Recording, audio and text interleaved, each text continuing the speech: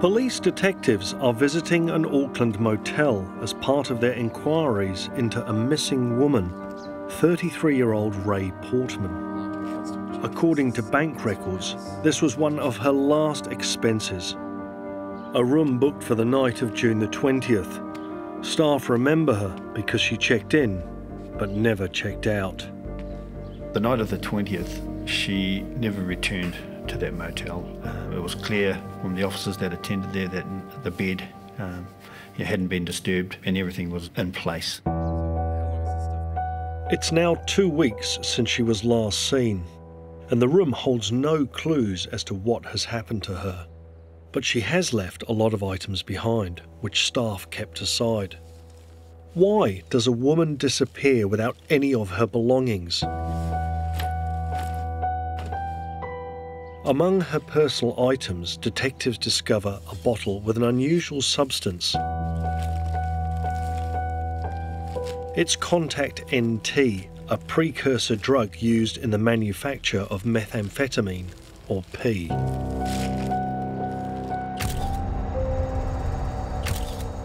As well, there are other drug-related items. It seemed missing Rae Portman had secrets. I felt quite naive. Rae kept her personal life to herself. When she did come and visit home, she would let you know little bits that she thought you might like to know about, but she kept things pretty close to her chest. The Rae that I knew, she had a great sense of humour, loved the animals, enjoyed her cooking. She was really good at cooking as well. I had to get a real crash course through the CIB to explain to me exactly what P was and the extent of P in the underworld which Rae was involved in. I just couldn't understand how she could do that. Nothing was how it seemed with Rae Portman's life. We were able to establish that her last activity on the phone was polling out of Te Rapa in Hamilton. It was at 5:30 a.m. on the 21st of June. And from then on, that phone never went again. The last call was never answered. So why was her phone polling in Hamilton when she had booked a motel in Auckland that night? Was it to go home and see her boyfriend who she lived with in Hamilton? He was very upfront about their relationship. It was very volatile. They fought a lot. Clothes were often thrown out onto the road. And the nature of their text messages, they were pretty nasty. He told detectives he hadn't seen Rae that morning, nor since. The relationship history was a red flag. The boyfriend, a potential suspect. Further analysis of Rae's phone data reveal a more complicated web. She had multiple cell phones. Initially, we sought the records for at least 6 or 7 of them. She was a very busy person, travelling from Hamilton to Auckland all the time. Rae Portman's job was really to distribute contact NT to people that would turn it into methamphetamine, to uplift money from those people. Identifying her associates could reveal her whereabouts. But like Rae, her contacts use multiple disposable prepay burner phones, changing numbers and names to avoid detection. We've got to really analyse what is being said and then do further checks to identify an associate. It is a lot of work and it takes time. Police were also investigating Rae's life in Auckland, where she spent a lot of time with her close friends Nikki and Dean Addison. They rented 2 units in a block of 10 in Papakura. Dean, he had a panel beating shop, polishing car wheels and that sort of thing. It was Nikki who raised the alarm with Rae's mum, saying she hadn't seen her for about 2 weeks. Nikki and Rae, they were into high school together, so they've been friends pretty much all their lives. And these 2 women called themselves sisters, so they were that close. The Addisons lived above one of the units. Usually Rae was in close contact, but they hadn't seen her for about a fortnight. Adding to their concern, Dean knew Rae had been assaulted about a month earlier. He had picked her up from Middlemore Hospital. She was in a bit of a mess from an assault that occurred. The inquiries into why she was admitted led us to another group of people who were involved in drug taking and other criminal matters. While in hospital, Rae received some unexpected news. She was pregnant. News she had shared with only Nikki and Dean Addison. Police very quickly have multiple lines of investigation in Hamilton and Auckland in their search for missing pregnant woman Rae Portman. But every lead seems to uncover another layer of criminal activity. Dean Addison had his legitimate business, but really he was selling methamphetamine from that unit, and he was selling lots of it. And he had been doing a deal with Rae to get more.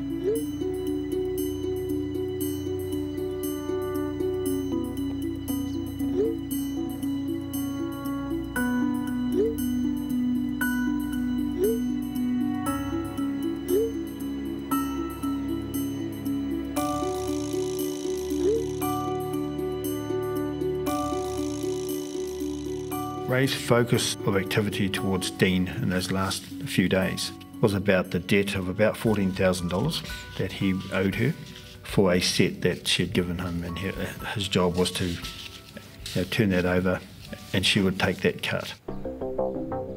Rae now needed to collect that payment.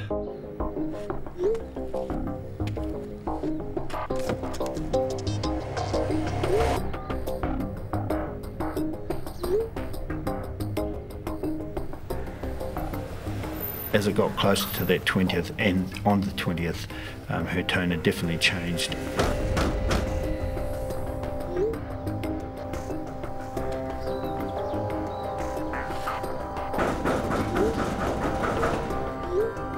You could see that Dean was actively trying to avoid contact with her because he knew he owed her some money.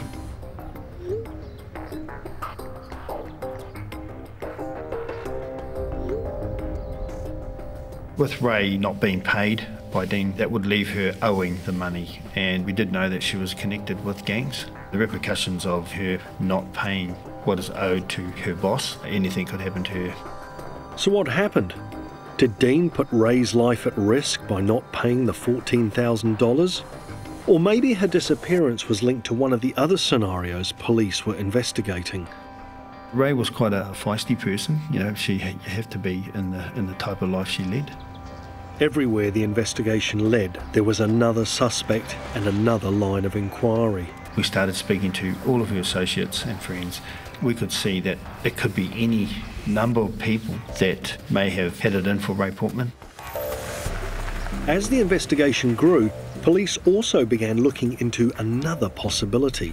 Could Rae be hatching her own plan? Her data was telling us that she was gathering quite a bit of money together. On analysis of her text messages, she was talking with others that, this could be the big one for me. Could have meant that, this could be it for me and I can get out of this type of life. Did a pregnant Rae Portman deliberately disappear from her criminal life? Or had her criminal life caught up with her?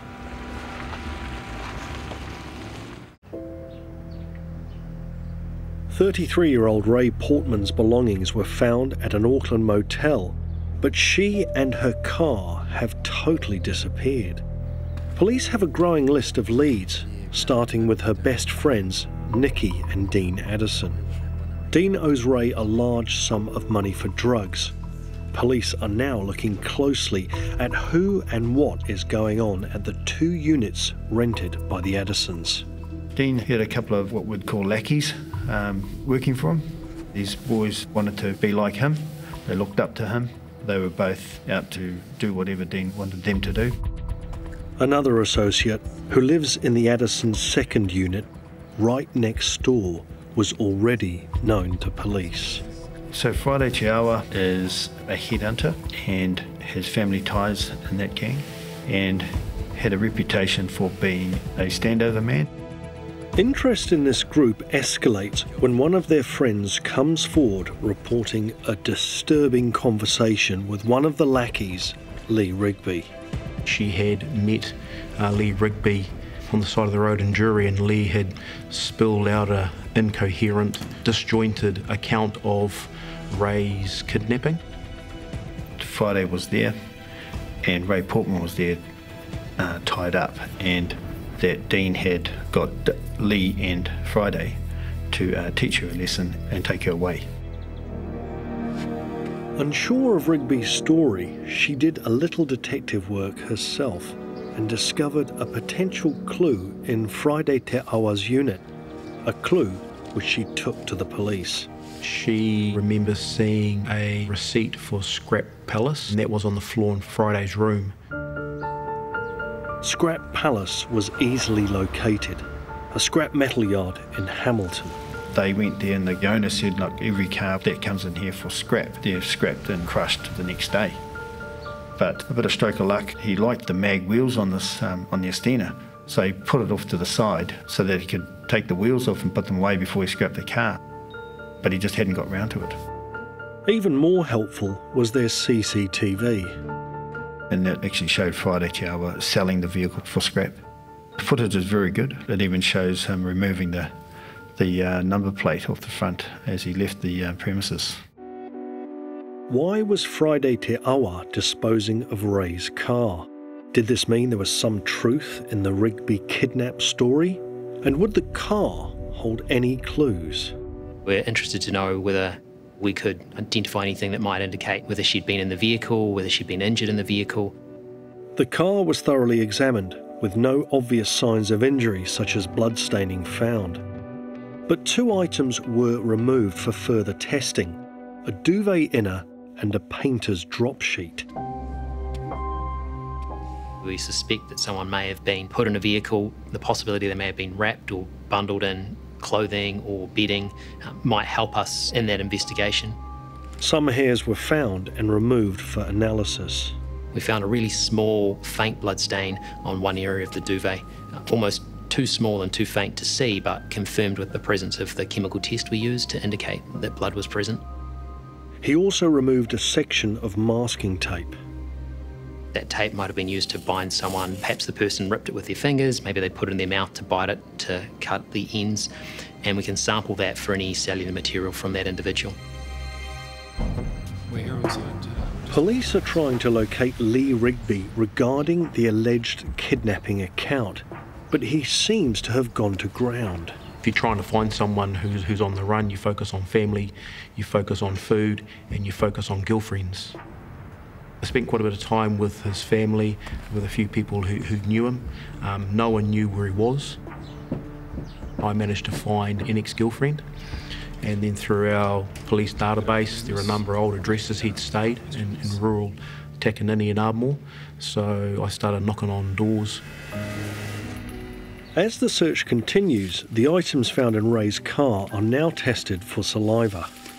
Why did you do that? Saliva is a really good target for us when we're looking for DNA, where an item may have been in contact with someone's mouth, or there's small bits of spit that someone might project out of their mouth. Also, people might lick their fingers or hands and then touch their clothing or another item, transfer saliva. So how do you test for saliva? If there was saliva present on here, we wouldn't be able to see it, but we can use some Fadabas paper, which is this piece of it here. You call that Fadabas paper? Yeah, that's the name of the test paper that's impregnated with the dye here, the blue dye that allows us to test for saliva. Now, when saliva reacts with this paper, it'll sever the bond between the blue dye and starch, which is holding it in place.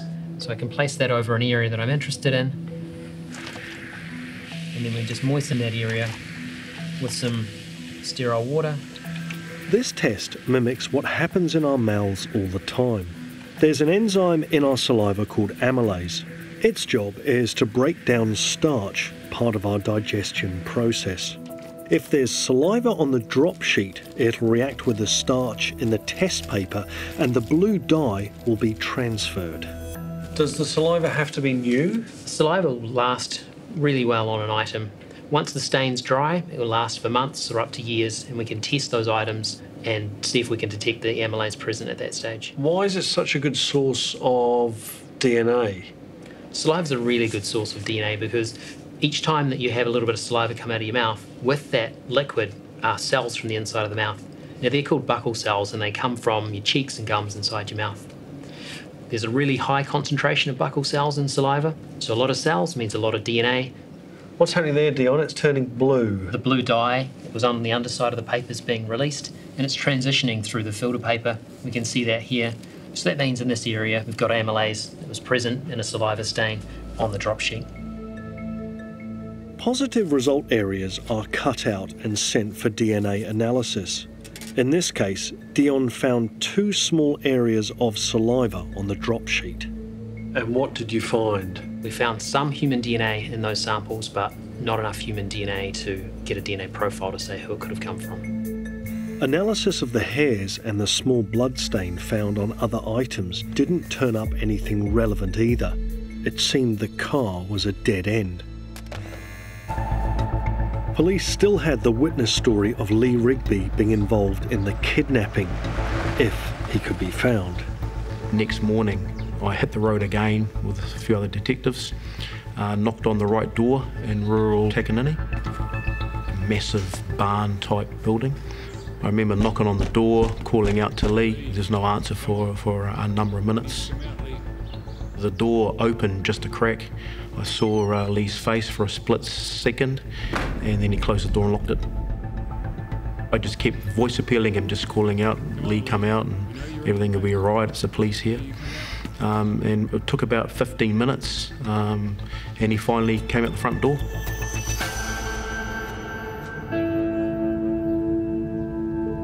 On the way back to the station, he told me he was having nightmares about what he'd seen and he couldn't get those visions out of his head. And I was just reassuring him he'll feel a lot better if he told me everything that he'd seen. By getting it off his chest, all those nightmares would probably go away. What nightmare story will Rigby tell, and will it lead to the missing woman? I interviewed Lee for about 6 hours. It became clear quite early that he was criminally involved in Rae's kidnapping. Very briefly, he was able to say that day had beers with Dean at the yard, had gone home and received a text from Nikki that night to come back to Makita Place. So he did. Dean told him that Rae was next door and upstairs with Friday, and for him to go and help Friday. He was shocked. He walked upstairs and saw Rae was tied up and bound. He was then told by Friday to assist him to carry her downstairs and into her vehicle. Dean was present, had given them some money to get petrol.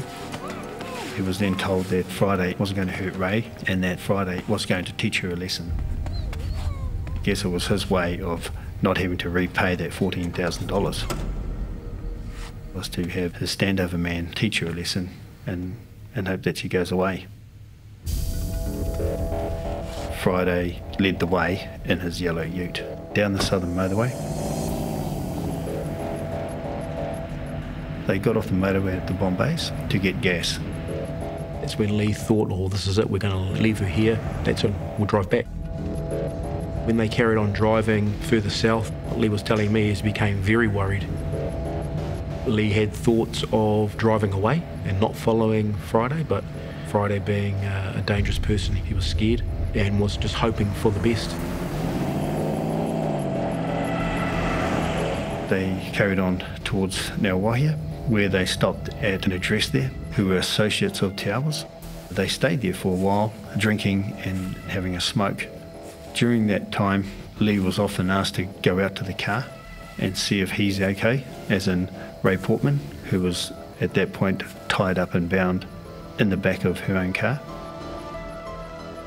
From there, Rigby says they went to some industrial area, and it was there that they pulled up on the side of the road. And that's when things started really getting difficult and hard for Lee during the interview. He was struggling to put it into words. I remember him staring sort of past me. It looked like he was playing it through his head again, like watching a program or a movie.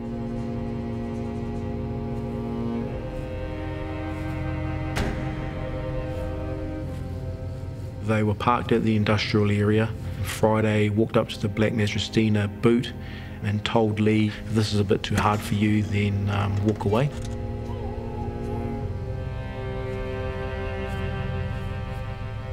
Lee said he saw Friday put Rae's neck in the crook of his elbow, as if he was cradling or holding on to her neck. Lee's next recollection was Friday taking the tape off Rae's mouth, and that Rae's complexion was now grey, as if the life had drained out of her. And Lee said he hoped that she was just unconscious. And then Friday told Lee to drive the black Mazda again and to follow him. And that's when they drove back to the family address that they'd been to earlier in the night. And that's where the black Mazda was parked in the corner of the section. Then they left in the yellow ute, and it was on the drive back to Auckland that Lee asked Friday about Rae, and Friday's answer was something like, don't worry about it, she's gone. And that's when it dawned on Lee that she was dead. During that trip, Friday also threatened him not to tell anyone or he'd kill him. Lee Rigby told a compelling story. But was it just a story to lessen his own role? Or was it true? And if Friday Te Awa had killed her, where was the evidence? Investigators started their search at the units where the alleged kidnap began. We were looking potentially for an area where she may have been assaulted. We found one small visible blood stain. But nothing further. Doesn't mean that an assault hasn't occurred, it just means that we haven't found any blood staining. Without blood loss, there is little evidence to prove an attack. Investigators extended the search to outside. We got a bit lucky there. The outside skip bin hadn't been picked up. That was searched. Inside the skip bin was Rae's Mazda number plates for a car. They'd been cut up into small little pieces. That was a key piece of evidence because that physically linked Rae's car back to Makedo Place. There was another link with Markedo Place and Rae's car. Tape was found that matched the tape they'd recovered from the drop sheet. But it's common masking tape, not particularly significant, until ESR scientist Sally Coulson had a closer look. There was something else on the tape, wasn't there?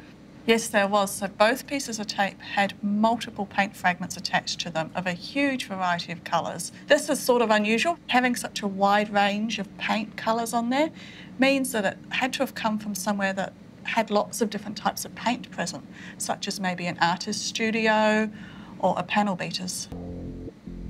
The paint colours were catalogued and both pieces of tape appear to have the same red colour, but the fragments were minuscule. Too small for significant analysis? They're really small, I can't even see them. And it's a matter of picking the paint fragment off the masking tape and then putting it onto this diamond anvil cell. And so for analysis, it needs to be on this diamond, but it also needs to be really smooth and flat. So we use a little roller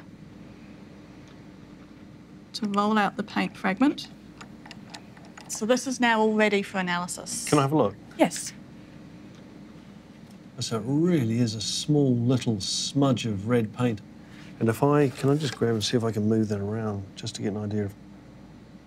Oh, the scale. That's so small, it's like a bit of dust.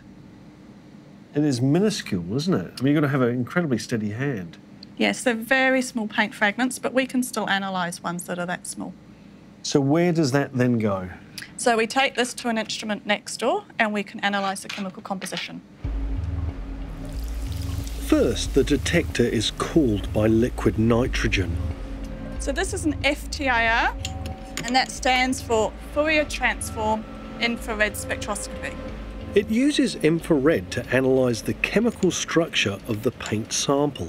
That paint will absorb certain wavelengths, and this will give us a chemical signature so we can tell the chemical composition of this paint. And what did you discover in this case? So I can show you the results. The red paint from one sample is shown as a blue line, and the red paint from the other sample is a red line. Wow, they're almost exactly the same. Yes, and that's what we'd expect if the two paints have come from the same source, that they would have the same profile. The tiny specks of paint matched and were an unusual alkyd paint commonly used on cars. It created stronger evidence that the drop sheet in Rae's car came from Addison's units. There were definite connections between Rae's disappearance and Marquito Place, but just who and how many people were involved, police weren't sure. Dean Addison could have done it, or Willie Rigby himself could have killed Rae Portman, because at this stage we only have him saying that. The Addisons have been interviewed several times by police. They initially claimed not to have seen Rae for days before she went missing. But Rae's phone data suggested she was with Nikki at Marquito Place on the night she disappeared.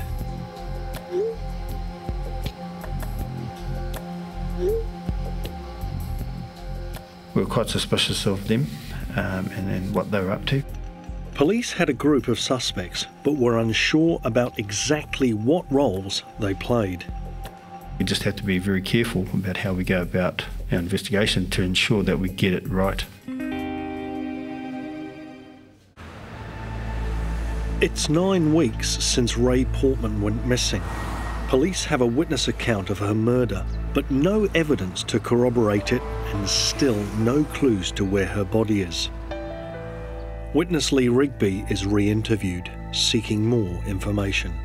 The key piece of information that Lee didn't tell me when I first interviewed him was that Friday had actually put some sort of strop or something around Rae's neck, and he'd got some sort of metal bar or something similar to that, and he'd wound the strop around her neck, obviously strangling her.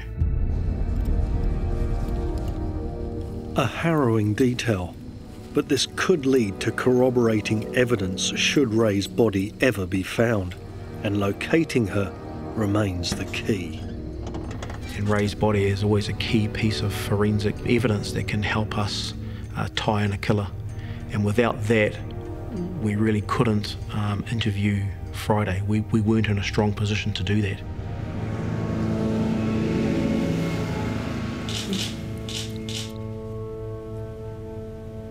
You can't just disappear. Nobody disappears. There has to be a body in some form somewhere. Her mother Rebecca agrees to take part in a police media conference in an effort to get new information. So I just ask for that person who's out there, who knows where she is, to do the right thing and just let us know so we can bring Rae home. Rae is actually 4 months pregnant. So not am I only grieving the loss of my daughter, I'm actually in the position where I'm actually grieving my first grandchild. For the first time, the public is told Rae was pregnant, a fact known to very few people. More and more information started to flow into the inquiry. One was that there was a rumour that Friday had been driving around with Rae under a mattress on the back of his yellow ute, and he'd been driving around town, Hamilton and South Auckland, like that. Another phase in the operation was focusing on the Waikato and identify a place where he may have taken her. Police were also analysing Friday Te Awa's movements from his phone data. In fact, on the night of Rae's alleged murder, Te Awa drove from Addison's unit in Papakura to Te Rapa near Hamilton and then back again. And it's recorded at all the south sites to Hamilton and back. With CCTV capturing him stopping for gas on his way, again confirming Rigby's account. But were Rigby and Te Awa acting alone or under Dean's orders? Real telling text was one Friday sent to Dean Addison. He says to Dean, "Hey my bro, we are on the way home, everything's sweet, see you soon, okay." That to me was quite a telling text. Investigators had enough to arrest Friday Te Awa and charge him with the kidnap of Rae Portman, but not enough for murder. Friday was interviewed and he really didn't say anything, and when it came to putting the main events to him, he declined to comment on those. Police still need evidence to prove Rae's murder, and in a coordinated operation involving ESR, they searched several properties, including a house in Hamilton where Te Awa has been staying. They're interested in looking at this address for anything that may have come from Ms. Portman, that may enable them to establish an association between the suspect and the deceased.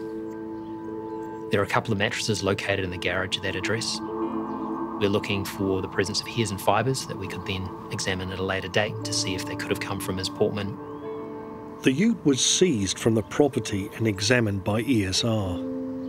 So when we started looking at the back of the vehicle, inside the tray area was a plastic liner, and that black plastic liner had actually been painted with matte black paint.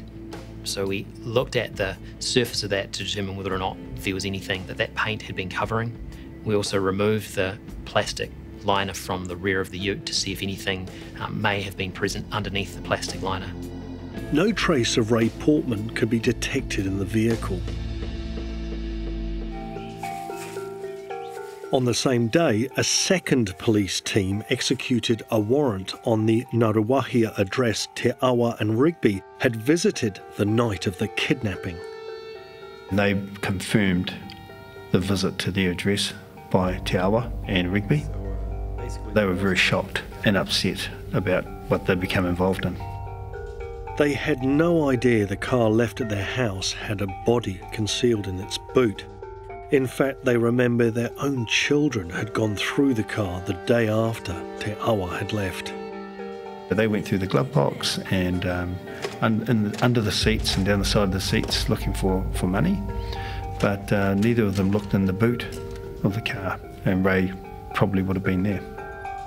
Friday gave the woman there a pair of black Nike running shoes, and those Nike running shoes were sitting on the front doorstep when we arrived at their house, and they were Rae's. This is the first physical link to Rae and the kidnap story, but what they didn't have was her or any evidence of her murder. The following day, police execute another warrant at a large rural property in South Auckland. Police tracking Te Awa's movements have noted his frequent visits here, both before and after Rae's disappearance. Initial focus is a large shed and makeshift bedroom inside. What we located inside the main makeshift room, inside a set of cupboards, was a brown Louis Vuitton handbag. That itself was specifically listed on the search warrant, so straight away we knew that we had located something quite significant. Inside the Louis Vuitton handbag were a number of items as well. An actual key to a room which had a yellow key tag. Room 11 jumped out at me because I was aware of the fact that she had failed to check out of a motel room, and that room itself was room 11 as well. But that soon would be overshadowed. An even larger breakthrough made by searchers working outside. Items linked to missing woman Rae Portman have already been found at a rural South Auckland property when investigators come across a pit of rubbish bags that raises their suspicions. It's the middle of winter and they were just floating in a pool of water as this pit had filled up. I remember standing there and just saying to Mark, get the specialist search guys down here to drain that and get all those rubbish bags out and let's see what's in there. It was quite an unpleasant scene to deal with. The smell was quite significant. As they moved the rubbish bags, they describe it as a bubbling noise, and this large blue plastic popped up. The blue material stuck out because everything else around it was your standard black rubbish bag. The blue item was removed so it could be examined further.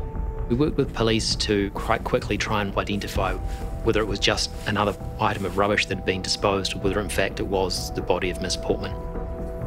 We made a small incision, and by pulling the edges apart, we were able to see items of clothing and what appeared to be part of a body. I'd best describe the atmosphere as a bittersweet moment. Sweet in a sense that we're relieved that we've located Rae Portman. Bitter in a sense, seeing the way that she's actually been disposed of. So it was a very sombre moment.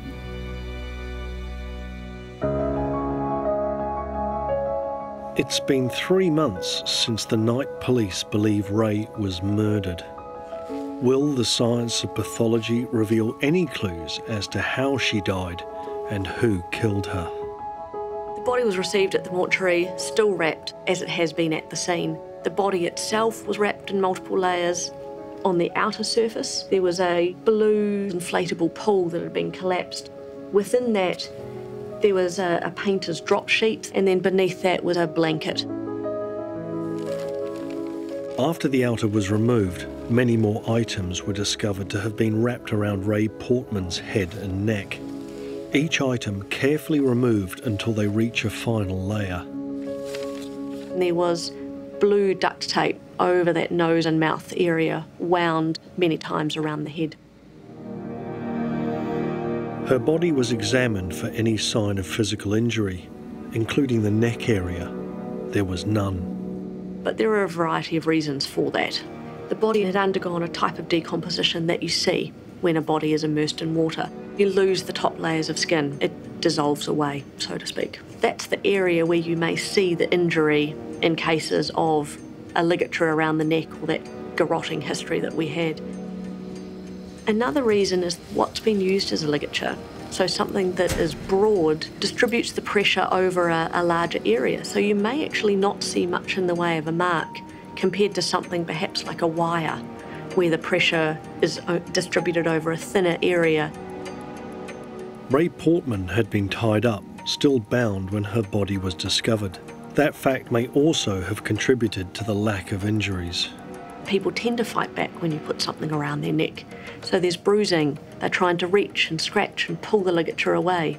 She can't do that because her hands are tied. These are all reasons that mean there may be nothing to see on the neck, but it doesn't mean that nothing happened. So the cause of death was ruled to be mechanical asphyxia.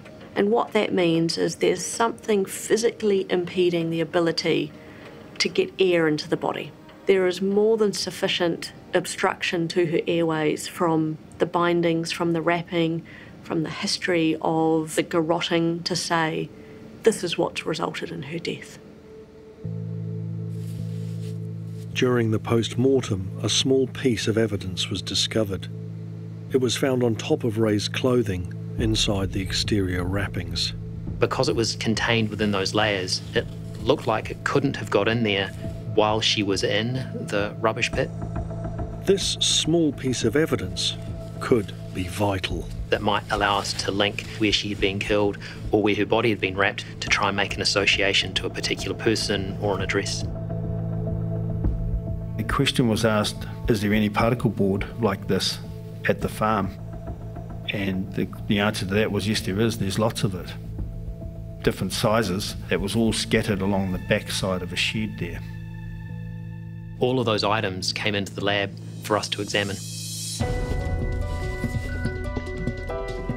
ESR scientist Ben O'Leary examined the particle board, which I assumed would be through some sort of chemical analysis, but it turned out that wasn't possible.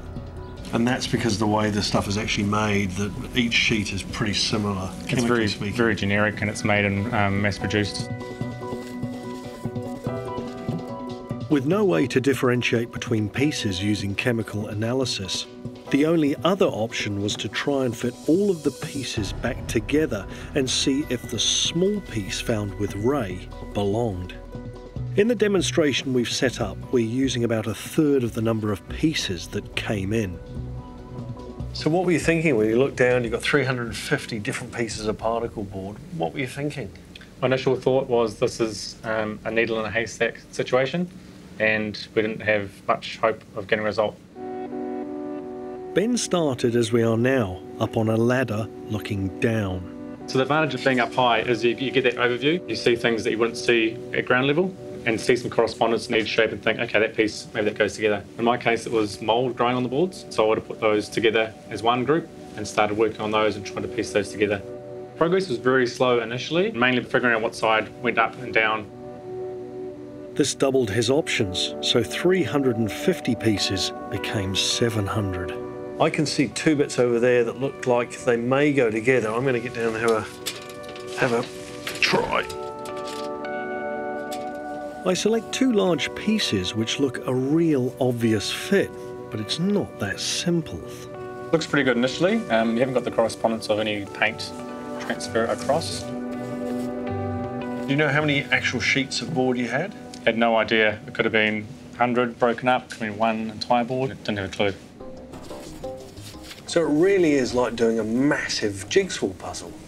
Probably the hardest jigsaw puzzle you could imagine. Surface areas are so random, finding that match, that's what gives it the power of this sort of examination. How long did this part take you? This took majority of 2 weeks, probably slightly over. So this is one of the sheets of particle board we managed to put together. And this area here is the area of importance. We found the piece from Rae fitted in nicely. That small little piece of board fitted that single sheet? Essentially, yes. Finding a correspondence between that broken piece and all those other pieces of particle board was a real surprise, a real highlight of the case. Finding that connection provides a way of saying that we know where Ms. Portman was at the time that she was being wrapped. There was only one person who had links to that property. Friday is, of all of those people, Friday is the only one that has a connection to that farm. He's taken her there and probably hidden her behind that shed. And in his wrapping of her body, he's collected this piece of that particle board from the hundreds of pieces that were there. Now police had enough evidence to lay charges for Rae's kidnap and murder. Te Awa denied his role but was found guilty. The sentencing judge described Te Awa as extremely dangerous, detached from reality with a disturbing lack of humanity. He was sentenced to life imprisonment to serve a minimum of 20 years. But he hadn't acted alone. Detectives had noted a curious fact with Rae's phone after she disappeared. A lot of her associates were trying to call her. But what was probably more interesting is that the two people that always portray to everybody that they were her best friends, which is Nikki and Dean Addison, they never called her phone once. And it's clear the reason for that is they knew. The judge, in sentencing Dean Addison, said in directing the kidnap, knew he was putting Rae Portman and her unborn child at risk. For his role in the kidnap and drug offences, he was sentenced to 12 years to serve a minimum of 6. Lee Rigby received a 4-year sentence for his role in the kidnapping. He had provided crucial evidence against Te Awa and Addison. He did a bad thing, and all he could do to put it right was to give the best evidence he could at trial, and he certainly did that. Rae's my only daughter, and it was only the other night I was thinking, well, my grandchild would have been coming up 4, getting ready for school, almost. Yeah, so, yeah, that is a really sad. I think it's really sad.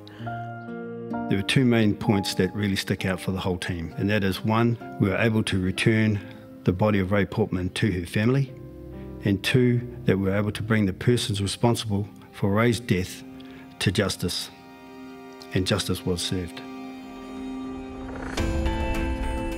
Thanks to a tireless team of police investigators and the detailed work of scientists, a missing woman was finally found and vital questions were answered.